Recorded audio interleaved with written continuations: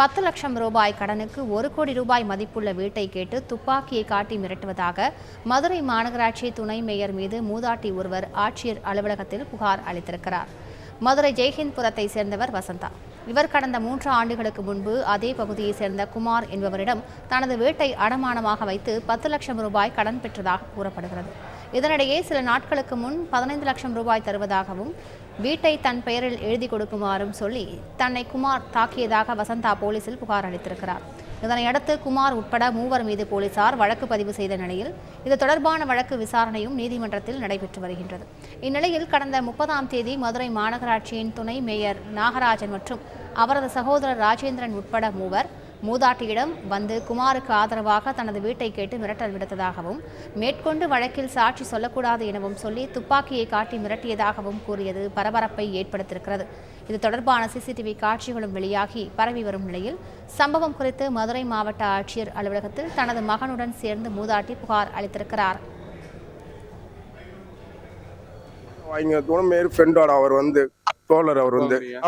வீடும் கடையன்னு பஞ்சு கொடுத்துருக்கோம். ரூபா கட்டமா ரூபா எல்லாம் வாங்கினா எங்களுக்கு சொத்தா எழுதி கொடுங்க அப்படிங்கிட்டு பிரச்சனை பண்ணாங்க. முன்னாடி ஒரு 10 லட்சம் ரூபா இல்ல, நாங்க இங்க எழுதி கொடுக்கணும், காசு இது வாங்கின காசு தானே கொடுக்க போறோம், அப்புறம் என்ன அப்படி வெளுக்குள்ள பெரிய சொத்து மெயின்ல தேவையான்னு சொல்லிட்டு அம்மா நெஞ்சில அடிச்சு தள்ளி விட்டாப்புல. கேரளாக்காரங்களை வச்சு வேலையை முடிச்சு விட்டு போயிருேன் அப்படின்னு தன்னோட இருந்து செய்யறாப்புல. அவர் பாதுகாப்பு இருந்து அவரும் ஒண்ணுமே தடுக்க கூட மாட்டாப்புல. போட்டு தள்ளிட்டு போயிட்டே இருப்போம் அப்படின்னு சொல்லிக்கிட்டு இருக்கா. உள்ள வந்து மிரட்டிக்கிட்டு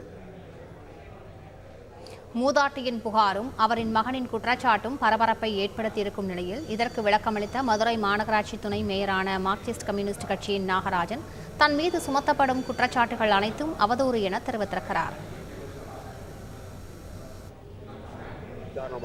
என் மீது நான் பொறுப்பேற்றதிலிருந்து தொடர்ச்சியாக அவதூறு, யாரோ தூண்டுதலின் பேர்ல இப்படி நபர்களை ஏவி விட்டு தொடர்ச்சியாக செய்து வருகிறார். சிவாஜி என்ற பிஜேபியில் எங்கள் பகுதிக்கு சம்பந்தமில்லாத விளாங்குடியை சேர்ந்த சிவாஜி ஒரு புகாரை போட்டு அதுக்கு அது தொடர்ச்சியா டிவியில செய்தியில இதாகி அவர் மீதும் நீதிமன்றத்தில் அவதூறு வழக்கு இருக்கு. இந்த சிவாஜி கூட இருக்க வழக்கறிஞர் தான் இவரையும் கூட்டு வந்திருக்காரு.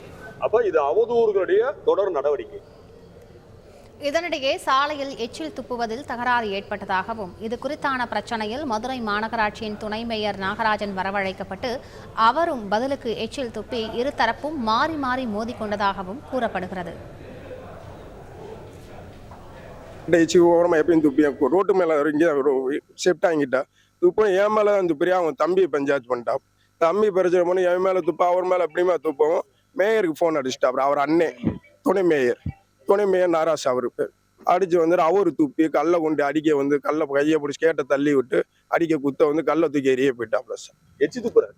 எச்சி ரொம்ப நாளா துப்பிட்டு இருப்பார். நாங்க எங்களுடைய கொடிமரம் எங்களுடைய தகவல் பலகை நீண்ட நாட்களாக இருக்கு.